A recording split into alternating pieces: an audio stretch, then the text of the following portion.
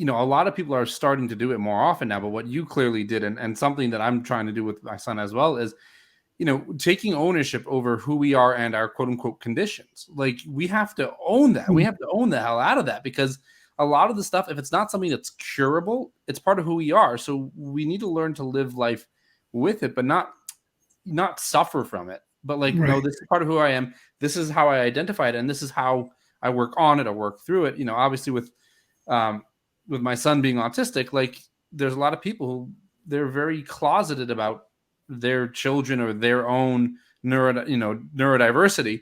With me, it's no, he's autistic, and we're proud of that because it's part of who he is. So that was something, just owning it.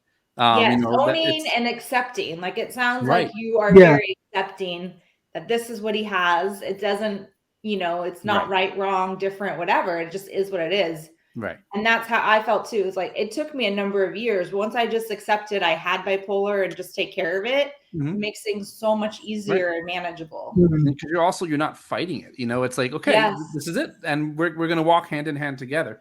Another thing, though, that was, very interesting, and to me it was very clear from your story, is, we're talking about pivoting. That's what the episode today was all about. And, that's one of the things we're going to be focusing on here, is this idea of pivoting and how really it's an art form. Your transition from corporate to where you are now was kind of like this slow progress of gently seeing things come into your life. And it's kind of like you said, like, I didn't go running after social work. It was like this aspect of working within the mental health industry kind of found its way into your life. And it was kind of like this slow pivot and an easy shift into what you do now. So that was something that really, stood out to me. That was cool. And I kind of want to highlight that for a second for everybody to see that it's not like, okay, I don't want to do this anymore, so I'm going to dive into this. It's okay. What has your history shown you that is what you're really being called to do? And then how do you pivot into that? Yeah, absolutely. I mean, because the whole time, like I said, I was like, God, I really want to work in the mental health space, but I could only think like social work or counselor, these kinds of things. I mean, I never in a million years would have dreamed up that this is what I would be doing. Like, it just I kept putting that energy out there that, like, this is my calling, something in the mental health space. Yeah. I want to just highlight one quick thing. I think we have to be careful with like what we title and what we label. I mean, just going back to when Jen was here with us and she was talking with us.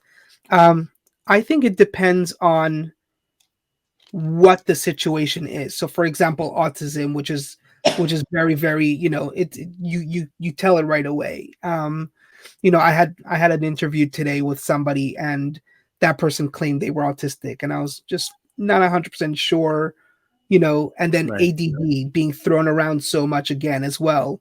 A lot of these titles, but not to downplay it, obviously. People who have ADD and people who really have bipolar and people who really have autism and people who have all these things, we also have to be careful to not allow that to control our life at the same time, even though it is something. So, for example, I had a little bit of time where I went to the recovery rooms, and I personally had a very big issue when everybody stood up and said, hi, I'm a recovering alcoholic or whatever. For those who just started in the program, yeah, they're recovering alcoholic, it makes sense. But there were people in there who were 20 years sober, who've never touched alcohol in 20 years, and they're still calling themselves alcoholics. And I'm like, you haven't, like, I don't know, if I'm going to these kind of rooms, I'm going to recover. Like, I'm going to get healed in a sense. It wouldn't make sense for me to go to a doctor and ask that doctor heal me and then still call myself sick, So I think we have to have that really sensitive balance, still have like come from a place of, emotional intelligence and come from a place of empathy at the same time. But we also cannot really label ourselves, as this one category for the rest of our life, as long as we're doing the work and we're growing from it.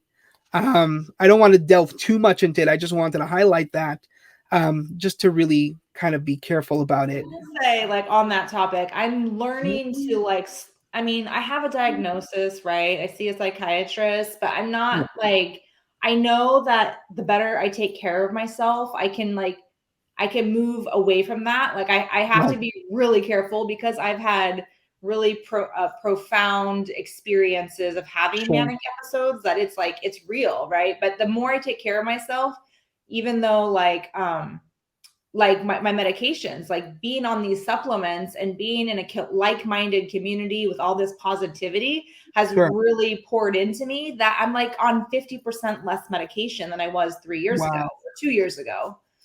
Yeah. Yeah. That is super important. I mean, and thank you for bringing that up because that is important. And it is a show that we have later on where it's about the people that you surround yourself with, you know? Oh, yeah. It's all about, you know, the similar feather, as we call it, you know, the birds of a similar feather flock together. Exactly. So